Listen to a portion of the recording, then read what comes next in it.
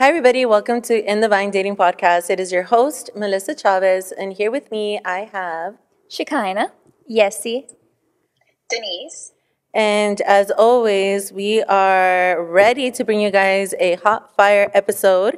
But before we dive into our regular content, we're going to start with our new news segment. Denise, what do you have for us today? Reporting live from the studio. Yes. So I know last week we brought in, something comical, but not really comical. And today I really just wanted to bring something inspirational. I know we've been talking about relationships and, our deal breakers and things of that nature. So I came across a story and I want to hear your ladies' feedback. So would you be willing to give your husband a kidney or some kind of organ? Because literally this happened. So just in November, there is this couple who's been married for over 40 years. And the husband was having issues with his kidney. And so he was put on the transplant list that was going to be about 8 to 10 year wait. The doctor said there was no way he was going to make it. They had to make a last minute decision. And the wife was like, I'm willing to donate mine. And she obviously got tested, was able to donate her kidney to him. Awesome. And now he's alive and they expect him to live a long life. So I thought that was really cute. But I guess it begs the question, would you ladies be willing to do that? I guess I would have two questions. One, how big is the brain? And is there a life insurance? Oh my I'm God. so sorry. I'm just kidding. I'm kidding. You're single, right? I don't know why. Pray for your single friends, you guys. It's hard out here. That's going to be your first date question. What's your life insurance policy look like? Hey. Fair question. I'm just kidding, obviously. Horror story I'm making. I'm healthy, I promise. What about you, ladies? Oh, I would do it. I would totally do it. Good answer. Yeah, I would married, do it, right? Yeah, I wouldn't even think about it. I would be like, that would be my first question. Can I do it? Like before they're even on the list, Yeah. Yeah. If I was married, women would say yes. Yeah. Is that what you would say, Denise? Yeah, definitely, without a doubt. Yeah. I agree. If I was married, you'd literally be one. Literally. Oh, that's true. Put a tracking device on it. So add that to your list of questions to ask your potential future husband, okay? Or wife. Would you give me a kidney? Would you give me a kidney? We're going to add that on to the speed dating questions for the next In the Vine Dating Mixer. Thank you for sharing that with us, Denise. That was very inspiring, definitely. Thank you. Eye-opening. Eye-opening for sure, for sickness and in health, right? Right. So we want to provide a quick update on what's going on with In the Vine. Shekinah, do you have any updates for our listeners? I don't know what I'm laughing at. I don't know what update I'm supposed to give right now. That's why I'm laughing. Just put me on the spot. Let's see. Melissa, what happened? I feel like you asked me as if we rehearsed this. That's oh my God. She's like, you have to discern what's in my head. I'm just looking at her like, what did we discuss? Like the Office with the with the juggling. Yeah, I'm just give me a sticky note. Oh my gosh, that's so funny. All right, updated from In the Vine. We're getting ready for our next mixer. That's going to be February 10th. Yes. We're so excited to release the theme. Do you want to talk about the theme? The theme, back to the basics, although I know the name has been something we've been going back and forth with, but I personally like back to the basics. If we can actually say it. Back to the we biscuits. Always choose taglines we can't pronounce? Because we have a podcast. Yeah. We have a podcast. Of course we're going to mess up.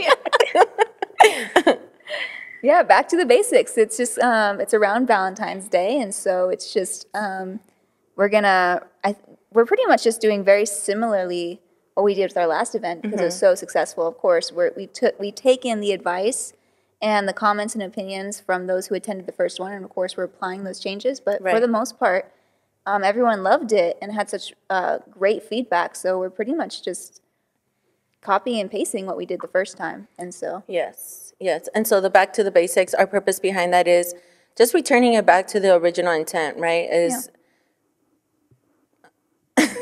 sorry, my mind went like 1,000 miles per minute.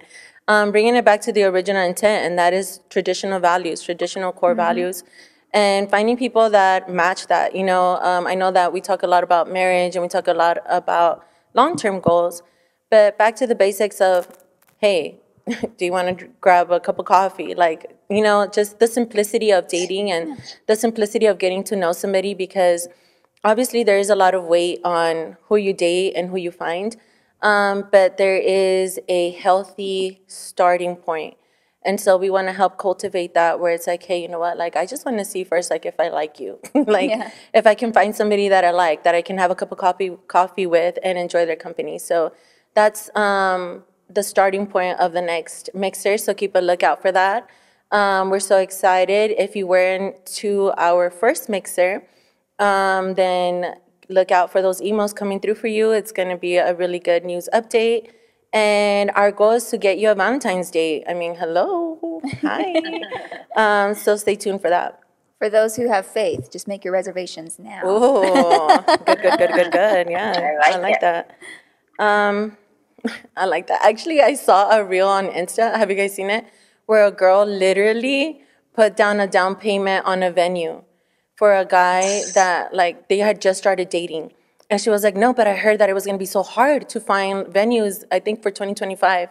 And she was like, so I just went for it. I went by faith. And they broke up. And they broke up. That is not where I thought that story was going, Melissa. No, this girl was like Delulu for sure. Because I thought you were going to say, oh, wow, she did amazing by now. I was going to say, she's crazy. That's not how you led that. And then from there on, she was like, we broke up and stuff, but I'm still holding on. I think she spent like well over $25,000 with the reservations. No. I mean, yeah, heartbreaking, heart-wrenching, but to me, it's like 25 grand. Yeah, I mean, that's... first of all, yeah, that was the first mistake. Okay, so, all right. On that note, we're diving into the interview. So, as you hopefully have heard by now, Monday's episode, we interviewed the one, the only, Yesenia Garkanian. Hello. Hello. How do you feel now that it's been a few days on live? Unimaginable. Can't believe it. I really can't. We still don't know why she's laughing. We're laughing because it's Sunday, the day before it releases. Yeah, we do record early. Yeah. So it's just funny, but It is funny. but I'm excited. I'm excited for people to hear it, and hopefully the right hearts hear it, and the right hearts are touched. And there was a lot of things that I shared, and I'm like, I didn't even expect that. Yeah. Remember? So I'm really happy I was able to share what I did. I agree. And as I mentioned, even in that interview, like, I think I got to learn so much about you. And I know that was Denise's feedback too, that we just got to hear so much different input about your life that we never knew, or that, and different perspective that I literally had never in my life thought about. So I know that our listeners have been blessed by now, hopefully. So Stay blessed. yes, definitely stay blessed. Okay, so on the interview, you touched on a whole bunch of really good things, but obviously for the sake of time, we're only going to pull out a few of them. So one of the first things that I would like to talk about is independent women in today's society. And so I think it begs the question, like, what do many consider an independent woman, right? Because I know that having a conversation with the girls, I had a different idea of what an independent woman was. And so I love the way that you put it, Shekinah. Like, how would you describe that? I mean, when someone describes to me like, oh, she's an independent woman, the first thing that pops in my head, and like, I automatically assume that she has her own job, she's paying her own bills, she probably lives on her own, she's taking care of herself. Like, when someone describes an independent woman, that's the immediate image that I get. Mm-hmm. Would you agree with that, yes? Oh yeah, as soon as she started saying it, I thought of that song. Yeah. What song? Tell us. INDE. She drive her own That's car. what I said, Yesi. Lord, redeem Great our minds minds. think alike. For real. Yes. That is really good. And I think, as Yesi was saying, that is a really good definition. So for me, when I thought of what an independent woman was according to the world standard, I also, for some reason, like, I know we touched on this for the interview as well, was like somebody that was just for some reason, like, you know, even thinking about that song, INDE, like, I always think about a woman that has, like, played on her sexuality to a point where it's become, like, where she uses that as a way in order for her to be able to get, like, disconnected from life a little bit, right? To stay at a place where she doesn't have to be vulnerable, she doesn't have to put herself in these certain situations where she becomes weak, right? And so then I'm like, okay, well, so that's the worldly standard, like the culture standard right now of what a independent woman is. And also, a independent woman is somebody that doesn't submit much, right? And so then I'm like, what is considered to be an independent woman according to biblical standards? And so the first thing that came to mind is, okay, so if the world independent woman doesn't submit, then the biblical independent woman is somebody that knows where to submit, right? Because the woman, ever since the garden, like, the enemy has always fought to take away our influence. And so wherever we partner ourselves to and wherever we submit ourselves to is the place that we're going to be able to share our influence with, right? And so, Denise, what are your thoughts on that?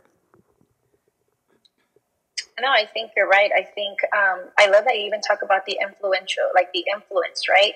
As a woman, because that's something that the Lord literally has been downloading to me for a while now. And one of the things that I really think about is, as women, we're so influential, and God designed that to be very purposeful and such a positive thing. But the enemy is the enemy of extremes, Yes. and he has come to really pervert that, right? Which is why I think that whole worldly independent women thing like comes along. And one of the things that he really showed me was Lila and her nagging and her influence when it came to Samson. And it's like was so influential that she nagged this guy to death, Yes. literally. And it really reminded me of, okay, how are we as women using our influence? You know, are we using it in a positive manner that's going to glorify God, or are we using it to exploit what the enemy wants us to do with it? Because even when you talk about independent women in the real world, let's just be honest, who do they say, oh, I can do whatever I want, like, right. I can sleep with whoever I want. They use their sexuality as an empowering thing when it's like they're so broken, because it's so the opposite, right? It's like, because you can't trust. And I feel like that's one of the other things too, that when women are out there and they're like, oh, I'm so independent, that it starts to even breed like trust issues, because you're so dependent on yourself that you don't know how to trust. So then you're just cultivating this environment of not trusting. So just to, point it back to your question, I think that we are very influential, and it's like, how are we using that influence at the end of the day? Yeah, that's a really good point. I remember even talking with somebody, and they're like, I'm just so sick. They were looking at it from a different perspective. They're like, dude, like, I always have to do things on my own and blah, blah, blah, blah. And I'm like, okay, well, let's take a step back here, right? Because I think when you're so that's the independent woman. And then sometimes, do you ladies think possibly, and Shekinah, I'm going to ask you this, do you think that becoming independent women can also be a way of women to victimize themselves? And the reason why I'm asking that, for example, is because I remember sitting with somebody and they were saying, like, I've always had to do things by myself, like, blah, blah, blah. And I'm like, well, let's think about it. Like, who watches your kids? And it was a family person. It's like, okay, well, that shows me that you're not doing things by yourself. Like, you have the support of somebody to help you in that. And so I think sometimes, going back to the trusting that Denise was saying, instead of seeing how a community is actually helping you, women tend to, like, victimize themselves into that role. So what do you think about that? No, I totally agree. I was raised by a grandmother who very much prided herself. That's where it's rooted, is pride.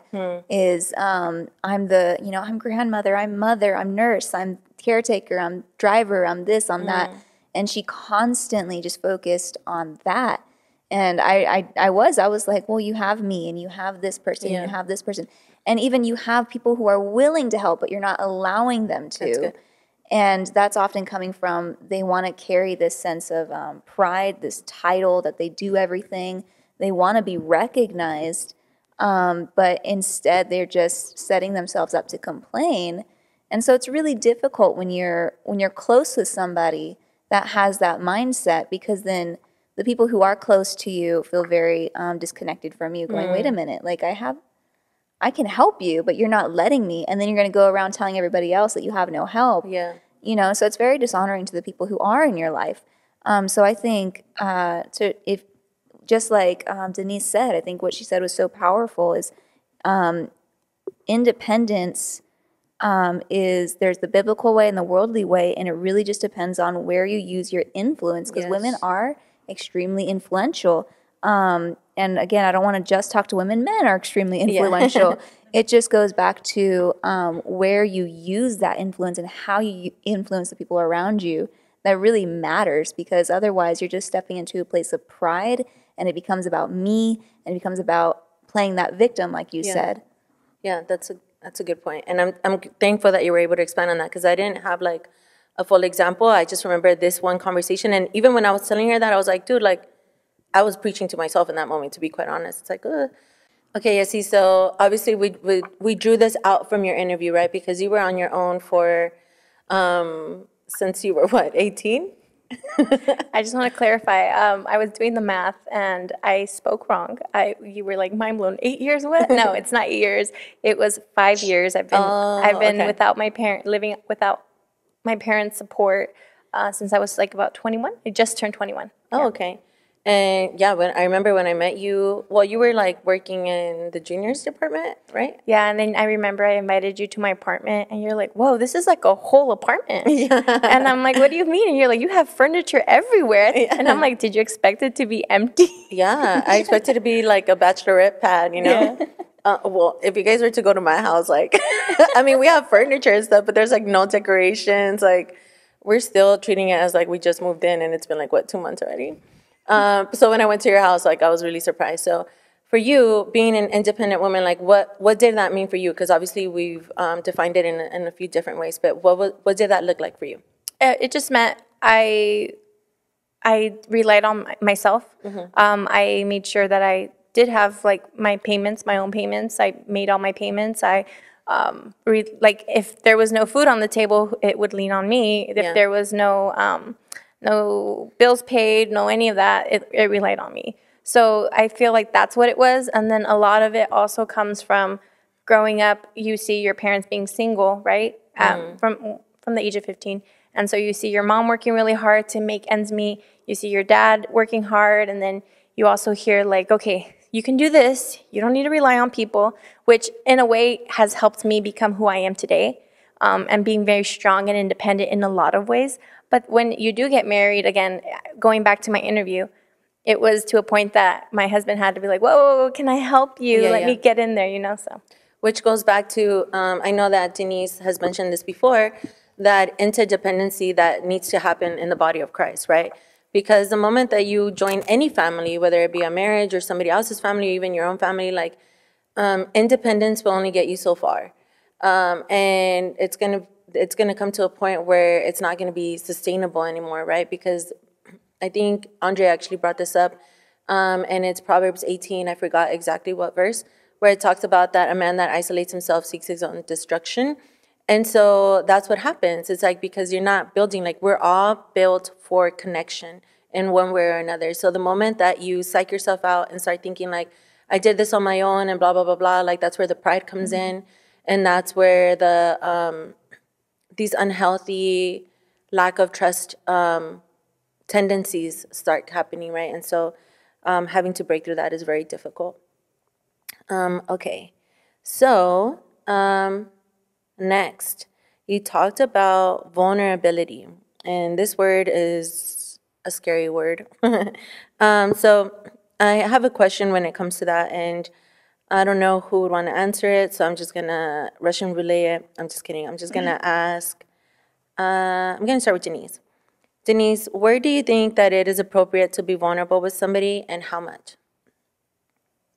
So when you said, I'm sorry? Yes. When do you think it's appropriate to be vulnerable with somebody, and how? How do you determine like what is the appropriate amount of vulnerability to share? That's a great question. I think I can only speak from personal experience, and one of the things that I weigh that question is, okay, I'm obviously friends with someone, right? And I just see how they handle information. I see when I'm with them what they talk about, what they don't talk about, because that says a lot. And then from there, I see the track record. It goes back to that book that I had mentioned before with, Henry Cloud about trust and seeing like their track record. Okay, what kind of person are they? Moral, right? I mean, first of all, I need to make sure that they're grounded in God. I need to make sure that they have the fear of the Lord. In addition to that, now I'm saying, okay, how do they handle information? And then from that place, I make a conscious decision to be like, you know what, I'm going to make a decision to be vulnerable with this person. And what that means is I'm willing to go like through the trenches with them, because when you're vulnerable with somebody, you're going to have highs and you're going to have lows. Because with vulnerability comes a lot of questions, comes a lot of trials, comes a lot of a person might not understand a certain thing, but that doesn't mean that you're wrong or that their point of view is wrong. It's just trying to understand, right, the context of everything. So for me, it's seeing the track records. I kind of like when you know how we talk about having like standards when it comes to like a dating relationship. I think it's kind of the same for me when I'm choosing who to be vulnerable with. And like I said, at the end of the day, it's making that conscious decision to be willing to go through the highs and lows of that, because that's what's going to happen. And the more that I'm comfortable with somebody, the more that I'm going to share with that person, because I've seen how they steward the information that I've relayed up to that point. Yeah. So I hope that answers the question. No, absolutely it does. What do you ladies think? Any of you want to chime in on that? No, I thought that was really good, Denise. It definitely, you can identify a person's maturity just by being around them in general, and you get to decide, is this somebody that I do want to share this information with? No matter what, it's kind of it's a risk when you're being vulnerable with somebody. But when you do find the right person, it's definitely a risk that has reward for sure. And something that I know I've always had to learn is there's a term that psychologists use for it, but I cannot remember right now. But you don't share more than what the other person is willing to share with you. So it's a conversation, right? So I've had to learn that if I'm sharing something with somebody and they're not using that as an invitation to either A, ask me more, or B, share their own vulnerabilities, then you need to stop talking. This is not somebody who is comfortable. There's a sign there. Either A, they're not interested, or B, they're just not comfortable sharing themselves. Yeah. So it's kind of been a rule for me, is when I'm in a conversation with somebody and I find that I'm the only one sharing, I have to remind myself at some point, stop talking. That's really good. And either A, invite them to join the conversation and share their own vulnerabilities. And if they're not taking that invitation, that's fine. And that's, where you can just be respectful of that. But it's also a reminder that I'm not willing to share more than what you're willing to share. And I just put out the invitation of information, essentially, and see what they do with it, see how they respond to it. And if they respond positively, or if they share something, that's just an invitation for you guys to continue the conversation. And so I think that's like a rule for me. I can just go off. I can rant. Yeah. And with certain people, I just have to remind myself, wow, I'm talking a lot. Yeah. And they haven't shared. So either A, it's because I'm talking a lot and I didn't leave room for them to have a comment, or B, they're just genuinely not interested. Yeah. And either way, I have to settle down and give them room to speak, know?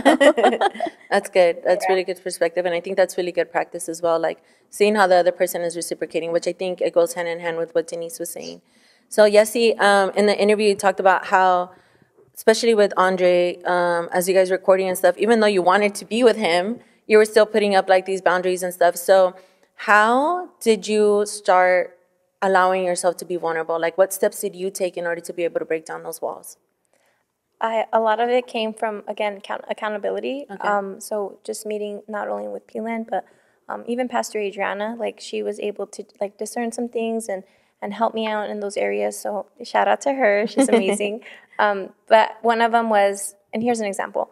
When I would get upset, I would just shut down, because when I would be very angry, I would say things and I would hurt people's feelings. So then for me, I'm just like, I'll just stay quiet. And I would give people the silent treatment, and it never went anywhere, right? And they're like, no, you have to be clear about your emotions and talk about it, because he was willing to ask me, right? He's like, what's going on? No, I really care. I really want to know. And I would just be quiet, right? and it would go nowhere. So just realizing like, okay, that's not the right step. I need to start being vocal. I need to start being clear. I need to start being clear about my emotions and what I'm going through, so he can understand me, because he can't read my mind. Because your mom would always tell me that. He's not a mind reader, you know? Yeah.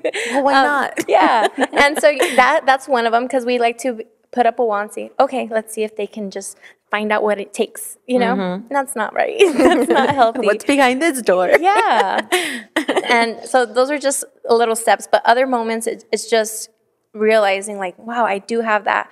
I don't trust easily. So I want to make sure I give every reason not to be like with me or take that chance, I guess.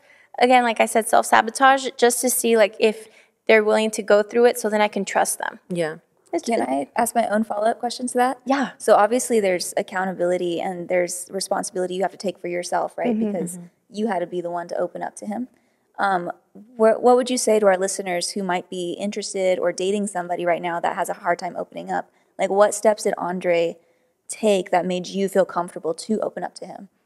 It's a good question. Well, sitting with my mentor, Peelin, right? Sitting with her when we were recording. But not only that, just realizing like, you are not going anywhere with this. He would tell me that like clear. I really can't read your mind, Yesi. What's going on in there? Yeah. And I'm like, if I tell you, I'm just going to be mad. And he's like, I just need to know what's going on, because we can't solve anything with this. I'm talking to a wall.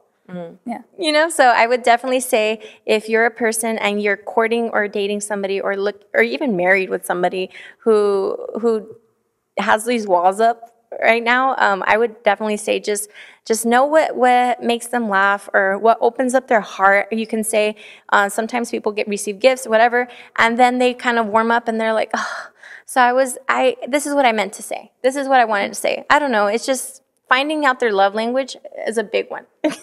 Five love language. Yeah, the 5 love languages. Just Google because, because some people they're easy to like open if you do know the right thing to say. But again, if you don't and you just keep hitting that wrong wall, it's never going to open and it's very difficult. Yeah.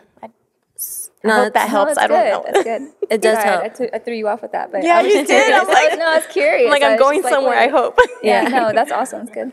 No, I agree with that. So I want to talk to the people that, because a lot of us are talking out of an experience where we've been in this game for years, right? And so when we're doing the accountability, we're doing the mentorship, we're doing all these things, like, to us it makes sense because it's a language that we've learned, right? We have people that we have access to. And so I know that we have some listeners that, maybe you've been doing it wrong for a lot of years. And even now you're probably like, well, is that wrong? Like, it's worked. At least I've had some companionship for some time.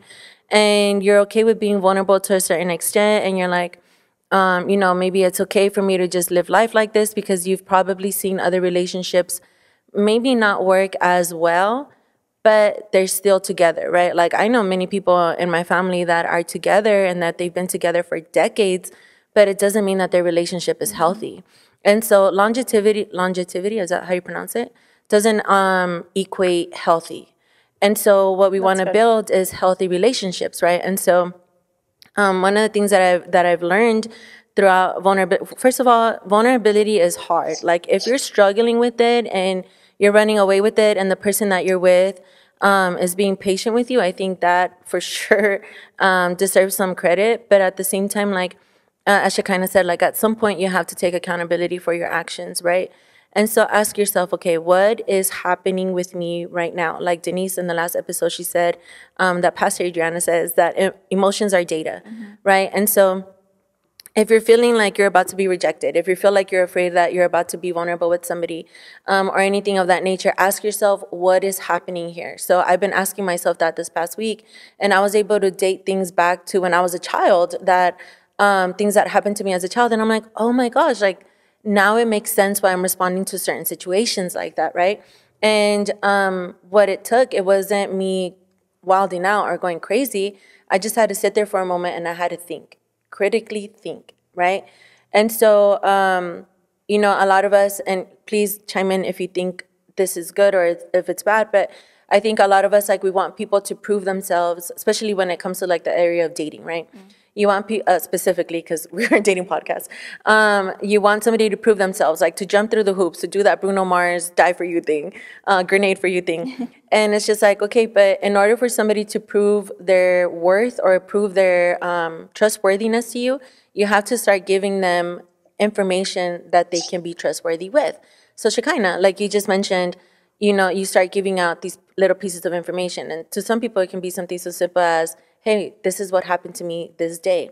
And then how that person responds to that information can tell you a lot about what they care about you. So do you think that that's a reasonable way to start? I think that's an excellent way to start, just sharing, again, just showing up with your day. Hey, my day at work was XYZ, and then seeing how they respond. Do they share their day at work? Do they share how their day went?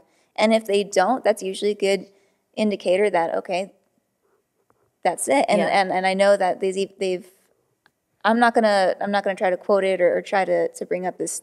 There was a study done, but it's been such a long time. I love that you bring in these studies. It's just been a long time since I've researched it. But I do remember that essentially, if someone's not willing to share with you on the level that you're willing to share, there's typically a trust issue there. And so you don't want to overshare with somebody who either they don't trust you or you have some reason you don't know yet that you shouldn't trust them. It's just a good indicator that if to trust this person, they need to at least be able to match my level of communication on the same level, And so, great way to start is, this is how my day was today. And if you ask them, how was your day? And they just give like a one syllable, good, or, there's right then and there's no willingness to share on the same level, if that makes sense. And so if they're willing to share their day, then, okay, you can go a little deeper and see if they follow that. And then go a little deeper, see if they follow that. And then if they continue to follow that, great. But if at any point they stop sharing certain information with you, or they're not willing to match that level of information, that's where you go, okay, this is where we can stop here for now. And so ladies, I'm going to talk to the ladies right now because I know how we can get. Well, I asked him once how his day went, and he didn't respond to me the way I wanted. First of all, let me take it back, and I'm going to let you explain what the 5 love languages are, yes. Because I'm going to give you some time to look that up.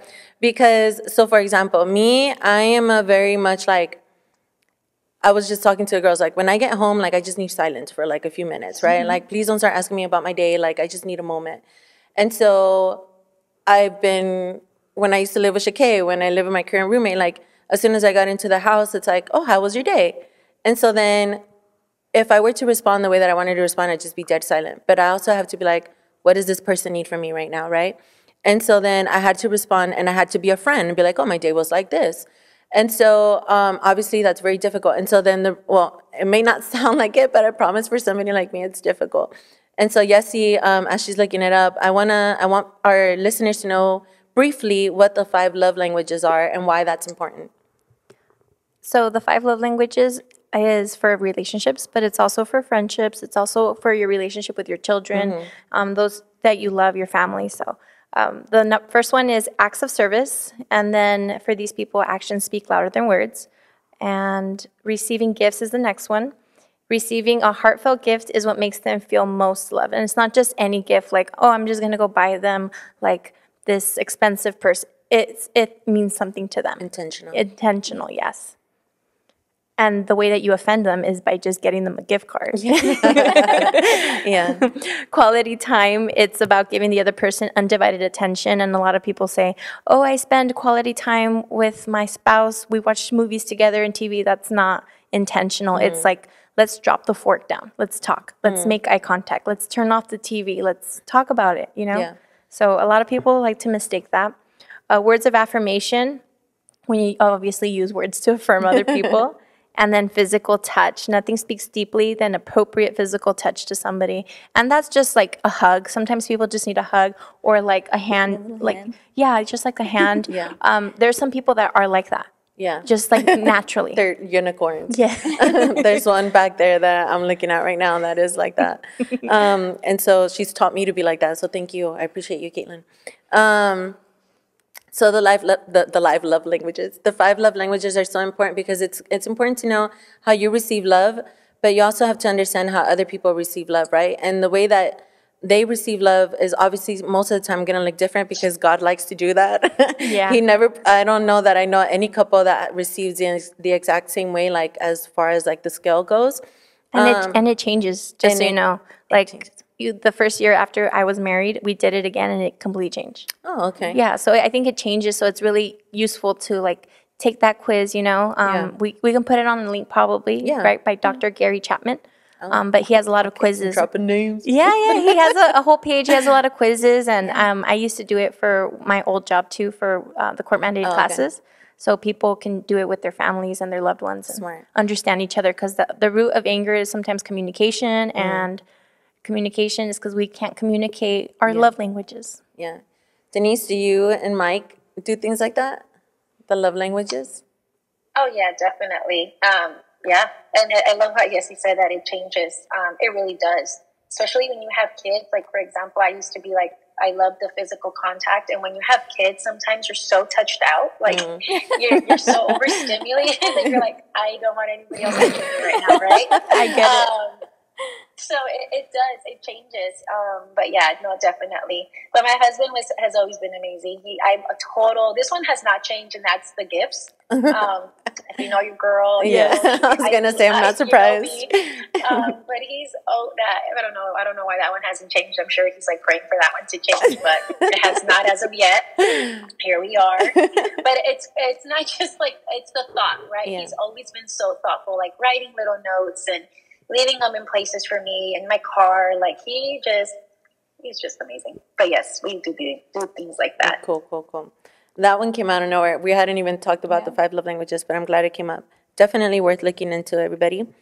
Okay, so briefly, Yesi, I kind of wanted to break this down for our listeners just a bit. You talked about, not just in the one that we just did in the interview, but the podcast that we did for the previous Thursday, you brought up generational curses. And so I know that we know what that is, right? But I think for somebody that it's either starting out Christianity or is not familiar with Christianity, they don't know what that is. And so can you briefly tell us what the definition of that to you? Definitely. I believe just like a brief definition could be negative cycles within your family, within your bloodline. Yes. And obviously some people are crazy enough. Some people are adopted, and they struggle with things because their adopted family, they're different, right? And when they realize their bloodline, when they do Ancestry.com or all these things, they realize like, wow, my parents struggled with this thing. So it is a real thing. It is true. And I just think people should really look into their, ask questions, ask about their grandma and grandpas and their lineage. Yeah. To see what negative cycles that they keep repeating. Yeah, so a few examples of that could be something as obvious as alcoholism, right? In a lot of ways, I don't think many people realize that that is a generational curse, especially when it's been socially acceptable, right? When it hasn't been a problem so much. But there will come somebody in the bloodline that at some point is going to run with that thing, and it's going to become like super detrimental, right? And so another example could be, I think alcoholism just falls into addiction, period. Yeah, all addictions. And then it could also be, I don't know, maybe divorces, right? Like it could be, I don't know, there's like a whole range of these things. And so if there's a cycle that somebody has seen in their life, in their family lineage, Shekinah, what do you think are some basic steps that somebody can take to be like, you know what, I've noticed this pattern. I think I should start doing this to change that. Obviously it depends on what it is first, and how much it is affecting your life. Because it's something as severe as addiction, then you want to get a therapist, you want to get help, you want to get accountability. If it's how you deal with anger or how you deal with stress, or how you communicate with your kids, I think so often, what I hear very often from, new parents is, oh my gosh, my dad says that, or my mom says that, and sometimes it's funny, and sometimes it's, I didn't want to bring that into my parenthood. Oh my goodness, I was not planning on bringing this into, and you begin to identify things that you just don't want to be a part of your life. So it just goes back to, one, identifying it, asking yourself the 5 whys, like we talked about, breaking down why, emotions are data. Why are you feeling what you're feeling? Why are you doing what you're doing? Asking yourselves those 5 whys, getting down to the root of it, And very often you find, oh, this is how my parents handled situations, or this is how my grandparents, were raised. And I think poverty is another big generational curse that cycles through families, and you don't realize that it comes from, your parents or your grandparents who were in the depression era, and how it just That's such a good point. it just blew up into this big problem into your now. But remembering that you don't have to maintain that, you don't have to use that as an excuse even. I know people who struggle with anxiety or depression or some kind of unhealthy mental instability or mental problem, and they identify it, but then they go, oh, well, it just runs in my family. And they use that as an excuse not to deal with it. And so the biggest thing that I would say to anybody who's dealing with bad habits or bad thoughts or bad communication skills or whatever it is learn how to deal with it. It's going to look different for different problems, obviously, but learn how to actually deal with it, and don't accept that this is something you have to carry on through your children, that you can learn to break it now in your life, and thus give your children an example of how they can break it off in their life. Yes. Yeah, that's a really good point. I think just even looking at it in like my own personal life, it's not just looking at generational curses like, oh my gosh, my family comes from this terrible thing. It's like, how can I break that? Like, I also want to show the good side of that, right? I just looked at it. Really? Yeah. Because, like, for example, in my family, there wasn't something so simple. Now it sounds simple because I'm not in it anymore, but something so simple as, like, having a college degree, right? Now it's like, that was a battle within itself. And I'm like, dude, like, I'm never going to finish it. Because the people that I thought were going to, at one point, get college degrees ended up dropping out. So I'm like, if they can't do it, like, there's no way I can do it. And so then finally got it and everything. And now my niece is like a semester away from getting her college degree, her first college degree. And she's looking for a career. And it was easier for her, right? And so that's what happens when you start just focusing like, okay, I didn't come from the best of circumstances, but I'm just going to do better, right? It's putting one foot in front of the other. And so, Yesi, what was it that you looked up? Transgenerational blessings, which is Deuteronomy 7:9-13. Can I read it? Yeah, of course. Remember that the Lord your God is the only God, and that he is faithful. He will keep his covenant and show his constant love to 1,000 generations of those who love him and obey his commands, but he will not hesitate to punish those who hate him. Oof. But just, that part will. The Lord always be throwing these things in there. I love you guys so much, but don't I'll mess kill around. you. But just knowing that what we're doing now and what you're working through can definitely pass through generations too. Blessings do pass through also. Yes, that's beautiful.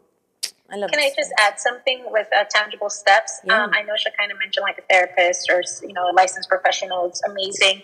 Another thing that I would always also suggest is two things. One, and I said it before, if you have somebody around you who's walking out the life that you wish you had, like hold on to them like your life. Invite them out to lunch. Invite them out to coffee. Pick their brain. Ask them. That's what I love to bring it back to, like even business, right? Because your dad does that. If somebody, like, if you're trying to be a millionaire, hang out with millionaires. And if you can't, what you have in front of you that's available is read a book. Read books. Books are so accessible. And if you can't afford a book, go to a library, rent one, read. If you can't read, listen to audios, podcasts. There are so many tools and resources available. Because, sometimes with therapists, we might not have the money yet. And I totally get that. But there are so many free resources at your fingertips that I think that those are really great tools and directions that you can start with, because, listening to different podcasts and, therapists are able to, they have podcasts, so you can listen to the way that they, like, little habits that they do. And, like I said, reading books. I love reading books. I don't have access to a billionaire right now, but I'm reading books of billionaires because that's where I see my future at, right? Yeah. So I think those are just also awesome, tangible resources that people can use to get to the destination that they wish. Yes, absolutely. I love that, because there really is, and I say this in the most loving way possible, there really is no excuse to not do better. And your better is not, I'm not trying to put any limitations, but I also want to create like this hope, right? Because in order to be able to run, you first have to learn how to crawl. And so going through the process, going through the steps, like it is very much necessary. You know what I mean? But like we talked in one of the other podcasts, is like, look, time is gonna pass by. Like there's time is gonna go by. It's up to you how you want to steward that time and what you want to do with it. And so, as we always say, today is the day that you can start. Pick up a book. Denise, do you have any books that you want to suggest? Like one book that you think like, well, besides the Bible, obviously everybody start with the Bible. Come on. The Bible. Oh my gosh, I can't think of a title, but we did it. Oh my gosh, I can't remember right now. It's like Think Like a Millionaire. Yes. Oh yeah. Yes. I think that was one of the ones that we did as a group. Shoot, right? I forgot that name. Yeah. We can put it in the. We'll put it in the Yeah, I have it at home. Think like a in million. the comments in the caption. Perfect. Thank you. Yeah. Yeah. I'm so sorry. I read so many books that to remember titles, like I don't. Yeah, remember I right just now, remember but the way I it remember looks. that we did it with like A-Rod, like as a Bible study, not Yeah. a Bible study, but like a book club. Yeah. Yeah. And called so Think that Like a was for us such a think game it is. changer. Another thing that I want to add, because I can like as we were talking, I can already hear people saying that that's so hard, right? And I just had this conversation with somebody that I mentor, and it's like it is hard, but not doing it is also hard. Pick your hard. Yeah, And that's good. Yes. if you pick your hard, I mean, either way, everything's hard in life. So just Yeah. pick your hard, and you'll notice that if you pick the hard where you are going to have to do work, and there's going to be fruit at the end of that. And I really believe that in the long term, that fruit will really pay off versus being stuck in the same hard place that you're already in. Yes. That's really good. I wholeheartedly agree with that. Caitlin is actually looking up the name of that book, and it's Think Like a Billionaire, Become a Billionaire. But I'm trying to see what the author is. Awesome. Scott Henderson. Oh, there you go. Thanks, Kat. You the best girl. Thanks, Kat. Or Michael Scott. Somehow I managed. Somehow I managed. Just kidding. Okay, so the next one is, we just want to leave you guys off with some relationship tips, some final thoughts. And so the first one is, you touched on this, the importance of meeting each other's family and friends. And that one was, you touched on it from it could have avoided a lot, and you touched on it did avoid a lot. And so tell us, Shekinah, why, tell us about why that was such a big tip for you. Well, the example I'm going to use is kind of an extreme case, but I'm hoping that this extreme case will help people really understand the importance of it. But I do want to say that meeting the friends and family is so crucial because you really get to see them in their natural habitat, how they're raised, the people that they're around. A family will bring out the worst in a person in the best of ways, though. You get to see what they're like around their parents. You get to see what they're like around their siblings and around their friends. And you got to understand that, how you're being treated as someone they're dating it's going to look very, very different than how you're going to be treated once you enter that category of family. And if you want to see how you're going to be treated, see how they treat their family.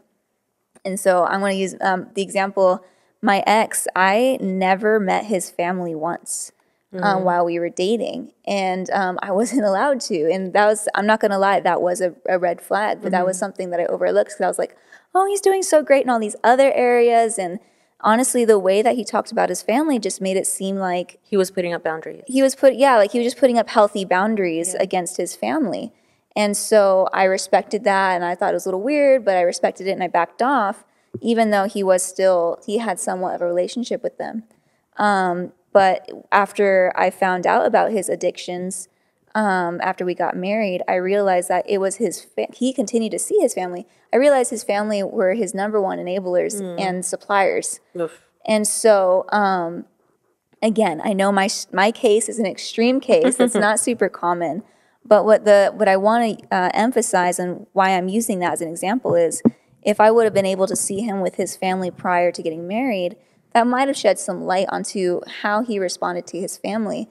I recently saw a reel on Instagram about a guy talking about see what this person is like around people that they don't like. And he was like, the only difference between you and this person they don't like is time and circumstance. Yeah. At some point, if you intend to marry this person, they're not going to like you, and you're not going to like them. So it's really important to see how they treat people that they don't like. It's really And good. so my husband didn't like his family at all. It's a little scary. Yeah, Yeah. it is. But my husband didn't like his family at all, and so used that as an excuse to not want to be around them, not want to introduce me to them. And but then when I became his wife, I was no longer the girl he was dating. I got categorized as his family. The way that he talked about his family ended up being the exact same way he talked about me.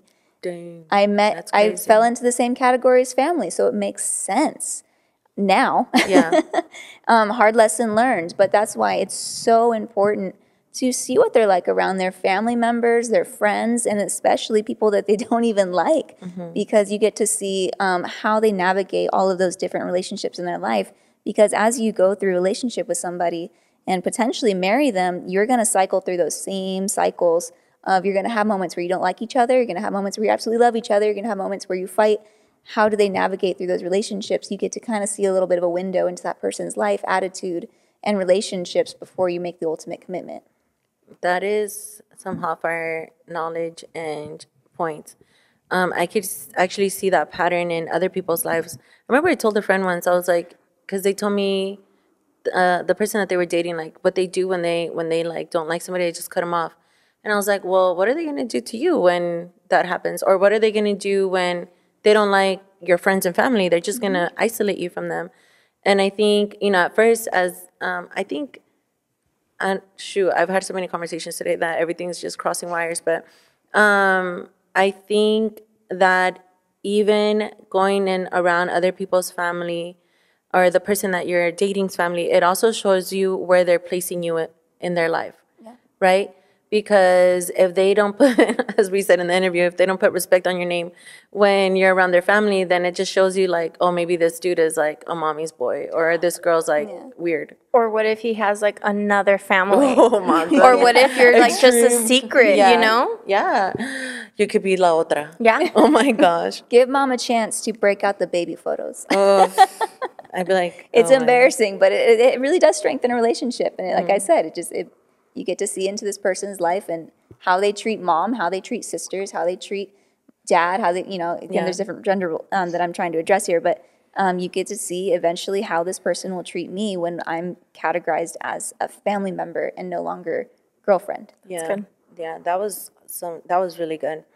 Okay, so the last two ones, Yesi, I'm gonna ask you directly. Dating, one of the things that you wanted to give tips about was dating while having kids should be a consideration while dating, right? So I know that we talked about how people with kids, single parents, are worthy of dating. Now, can you give us a perspective from a child's point of view? I agree. I think they are, I know that they are worthy of dating, right? But coming from the child's perspective, always keeping in mind your child, the boundaries that you want to set with people coming into your child's life. There's a lot of people who, like I mentioned earlier with you, and we were kind of laughing, but then it's really sad when people say, oh, here's your new daddy. Here's your new daddy, and then it changes every week. Yeah, that's So heartbreaking. Or here's your new mommy, and that person is like trying to make it work so hard, but they scare off the other person, right? They're putting that responsibility on the people that they're dating when they're not ready for it. So I really think that keeping your child in mind, waiting for when your child wants to meet that person, because you really have to think about, okay, I'm ready to bring this person around my child. Well, what makes you ready? That person is somebody that you've already like vouched for. You're able to see them in all these areas that we're talking about. And you're saying, okay, now I want to introduce them to my son or my daughter because I really feel like this is going somewhere. Like it's that next step that we were speaking about. And then bringing them around your child. But then also making sure that your child is ready for that too. Having that conversation and saying, hey, mommy or daddy really likes somebody. I'm going to bring them around. I'm not going to force you to come meet them, but there is going to be a day that I need you to meet them. And it's going to come sooner rather than later, right? Because maybe sometimes things happen faster. And I just think just keeping that in mind. Obviously, I'm just speaking from my own point of view and from what I went through, but really forcing somebody on them is not going to make it easier. It's just going to make the child angrier, and it's not giving that child the position until you have that convo and you actually can speak with them. because they need to know what place they have. And when you do tell them, hey, you're going to have to meet them, but it's because I love you and you're so important to me, and giving them that space, I think will let them know, like, okay, my parent is giving me that space, and my parent really wants me to meet them because they also love them. I'm going to want to, I love my parent, I'm going to give them that chance too. Yeah, that's really good. And I think it's important because I think you brought up such a good point where it's like, okay, the parent has had time to spend time with this other person. They spent the quality time there. Like you said, they vetted this person. And so then when they bring in, the child doesn't get that same amount of time. They just expect the child to act accordingly to where the parent's at. But oftentimes the child doesn't even know that they were dating. The child doesn't even know that they were in this position. And so the child's like, what? Yeah. I thought we were going out for pizza. Yeah. and not only that, it's parents, depending on the custody, but like for myself, it was every Friday you had to switch houses. So one weekend my parents were free, and then the other weekend they weren't. And then, so it gives them and allows them time to go date freely and do all these things because they're not responsible that weekend, if that makes sense. So then when you are responsible and you come around, you're right. You're like, you've been dating behind my back. It is a serious thing. It really is. Yeah. And so I think that children, obviously to the level of their understanding, right? Like, you're not going to start talking to them about complex relationships, but it's at least like starting to present the idea to kids so that they also have a time to warm up to it, right? And so, Denise, would you like to add anything on this topic? I know that you've mentored quite a few single parents, people that are in this relationship status. I think what Yesi said is honestly perfect. I mean, that's some of the advice that I've given, to those single parents that are single moms that I've mentored. And one of the things too is something that I was even telling Melissa today is, as the person coming into the relationship of, the person that you're dating who has a kid, is you're there to be the kid's friend. You're not there to be mom. You're not there to be dad. Like, you're there to be their friend. And I think that's a big thing too, because a lot of times, because you want to fit like a certain role, and it's like knowing your roles, right? Knowing the dynamic, understanding that you have to gain this kid's trust, because you might have gained the parents' trust, but this is a whole different separate relationship. So it's like learning how to juggle, right? The balance of, hey, I want to give you, the kid, attention, but I also want you to see how I'm respecting and honoring and loving your mom or your dad. Yeah. So I think there's so many different variables and factors, but I think you really just hit it on the head with the way that you explained that. Yeah, I agree, because those were things that, again, I hadn't ever considered, Another thing would be too, as the parent, you're also showing your child what's a healthy relationship looking like. Like, you're communicating, you're not hiding things from them and saying, surprise, I'm engaged.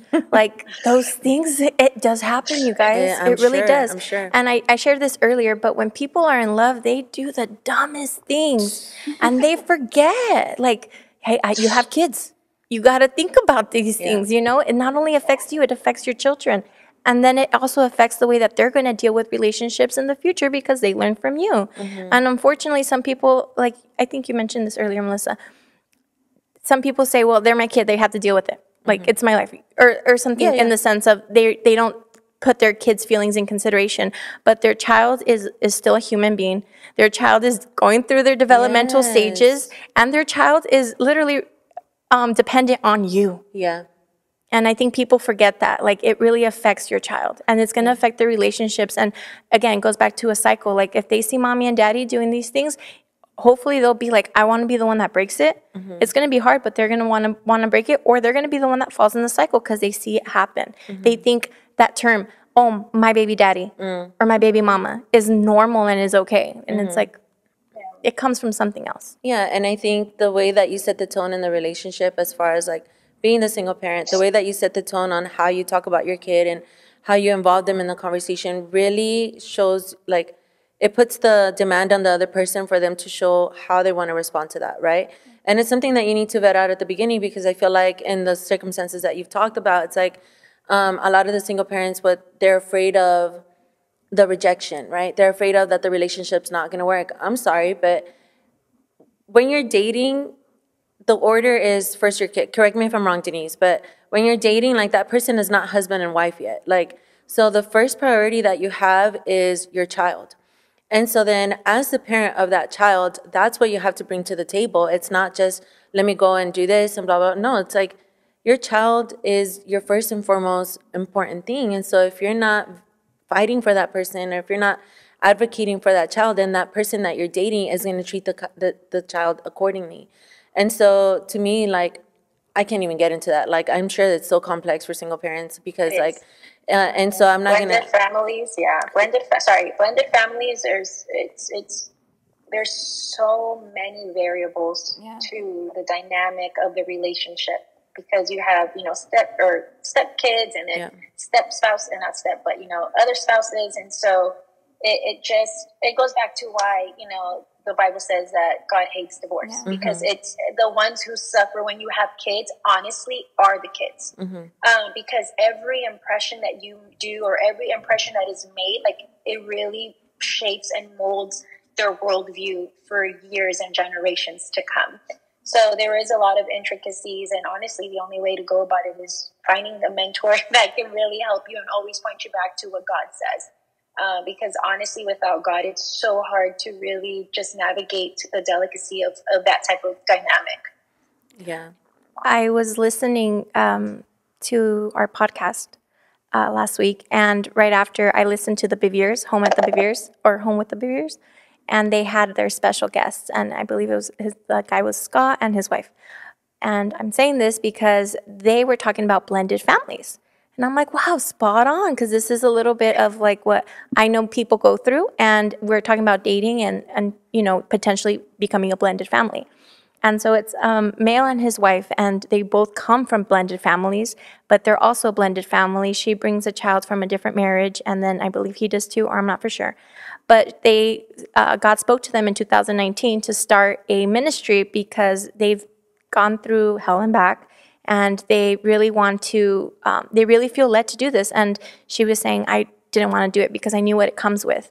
And they started this ministry, and it's called Blended Kingdom Families. So if you guys can look them up on your podcast, they're really good. And what they were saying, they spoke from a lot of experience, and they give a lot of good advice because a lot of people ask questions. Like, what about if I love Jesus and my husband loves Jesus, but my stepson, his mom doesn't believe in Jesus, but he wants to praise and worship at home. Like, what steps would you recommend for me to take? And they gave good advice. They said, you know what? You take care of your home. You take care of your home, and you do what you can in your home. And you'll see, and you pray for that mom, but you'll see her life will change too. Yeah. And they have a lot of testimonies coming from it. So if anybody is, already in a blended family, looking to date somebody, courting somebody with blended family, or you could potentially be a blended family, or you're that blended family, I would recommend listening to them too, just because they have a lot of testimonies too. That's really good. It's really good perspective. And last but not least is you said a tip that you would give people is to not keep going through the same cycle and to learn how to deal with their stuff before getting into a relationship. So can you expand on that a little bit more? I say that a lot, just to make sure that you work on your things because they will get amplified, especially in marriages or in dating or anything. But when you're even dating, you're going to find a lot of root issues. And sometimes it just takes, like you mentioned earlier, sitting down and reevaluating, like why, asking those 5 questions, why? And you'll notice it's something going back to your childhood. So working on those things beforehand and stopping those cycles so your children don't have to go through it. And hopefully you can be that testimony that they hold on to. I completely agree. Okay, well, with that, we're wrapping it up. Any final thoughts that any of you want to give? That you're just dying, it's burning in your heart. You're like, I just need to tell somebody this. No? Okay, me neither. I think we did a really good job. I feel like we flowed so well. Yeah, I think it was really good. So if any of you guys, as always, if you have any questions, if you need us to connect you to any resources, please feel free to reach out. Thank you for everybody that's been sending in your feedback. I know constantly people are telling us of how this has affected them and how timely it was. And honestly, to us, it's very humbling. It definitely puts the fear of the Lord in each and every one of us because the Lord doesn't trust his children just to anybody. And so we do want you guys to know that you tuning in is the most honorable thing. So I just want to thank you guys from the bottom of our hearts. We hope that you're having an awesome holiday season. Next week, we're going to be interviewing Denise. And it's going to be, I'm so nervous because she hasn't even told me. There's things of Denise that I'm sure I'm going to be like shook. And that's a big deal because I know a lot about it. So stay tuned. I feel like a whole new me is going to come out. People are going to be like, what? And it's going to be really excited good. too. Yeah, it's going to be really good. I'm learning a lot about my friends throughout this process. So if you have any questions for Denise, feel free to send us in. And as always. Wait, before we close out, Sure. I want everyone to see Yesi's sweater. Oh, yeah. Oh, my. You guys see that? You guys I see love that? it. So for our listeners listening on the podcast, she's wearing a Christmas sweater that is lighting up with the Grinch on it. It's so cute. But the reason why I couldn't have it is because The static. would mess with Yeah, the it's picking sound. up the Yeah. sound. So yeah, if you guys want to see it, go on Jingle YouTube. bells, jingle bells. Thank you for bringing some holiday cheer. Yeah, I had to. I love it. All right, everybody, as always and forever, pray for your single friends because it's hard out here. Thank you for tuning in. See you guys next week. Bye. Bye. Bye.